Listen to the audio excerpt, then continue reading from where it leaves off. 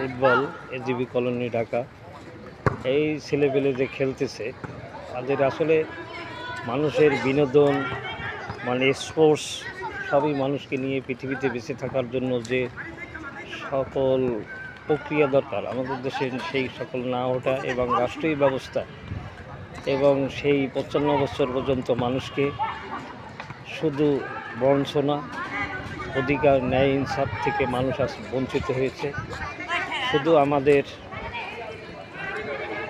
সেইভাবে রাষ্ট্রনায়করা অনেক রাষ্ট্রনায়কের হাত বদল হয়েছে, মানুষের ভাগ্যর পরিবর্তন হয়নি, শুধু হয়েছে খুন, ধর্ষণ এবং দুর্নীতি ছয়লাভ।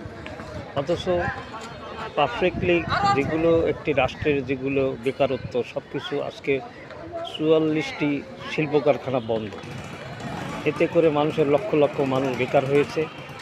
অথচ এই ৫৫ বছরে একটি শিল্প কারখানা গড়ে উঠতে পারেনি, এর দায় দায়িত্ব লাইবিলিটি কে বহন করবে?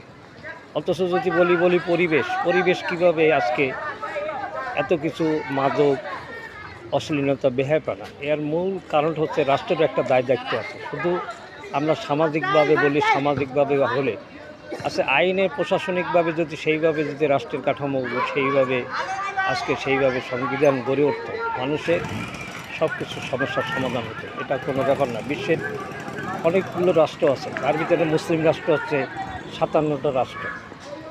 আজও পর্যন্ত বাংলাদেশের যে অবস্থা, আগামী আবার নির্বাচন ২০ নভেম্বরে নির্বাচনে অলরেডি সেগুলো সিলেক্টেড হয়ে গেছেন।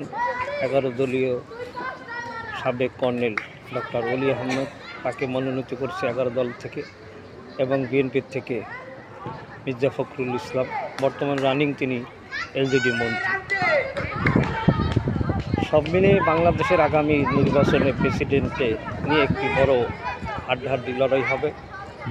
অপরদিকে আজকে আমি একটি প্ল্যাটফর্মে দাঁড়িয়েছি, হঠাৎ আমার দৃশ্যের পটে ভেসে এসেছে একটি খেলা, কিশোরদের খেলা, যুবকদের বলেন আর কিশোর বলেন, আসলে এরা কিশোর যুবক দুইটাই সমন্বয় মিলে কি বলার আছে। আমি এখন ঢাকার সেই এজিবি কলোনি, সেই ঐতিহ্যবাহী সেই শত যুগ ধরে আমি যুগ ধরে সেই এজিবি কলোনির আগে একটি পরিবেশ ছিল, সেই এখন পরিবেশ নেই। এখন বিভিন্ন মানুষ এখানে থাকে বাইরেগত, এবং অনেকজন আছে যাদের অ্যালার্টমেন্ট, তারা বললাম এখন ভাড়া দিয়ে অন্য জায়গায় থাকতেছেন। এই ঘটনাও আমাদের কাছে জানা আছে। তবে পরিবেশের যে সকল সংজ্ঞা, সেই সংজ্ঞাগুলো আমরা আজকে বাস্তবায়ন না করার কারণে পরিবেশ বলতে শুধু গাছগাছালি, জীববৈচিত্র্য নয়, মানুষের যে পরিবেশ, মানুষের যে চাল চলন শৃঙ্খলা সব কিছু মিলে পরিবেশ। আজকে যেখানে সেখানে যত্রতত্রভাবে মিল কারখানা গড়ে উঠেছে, এতে পরিবেশের বিপর্যয় হচ্ছে, এটার প্রভাব ফেলে জনমনে। আমি আর কথা বাড়াবো না, ভালো থাকেন, আল্লাহ হাফেজ।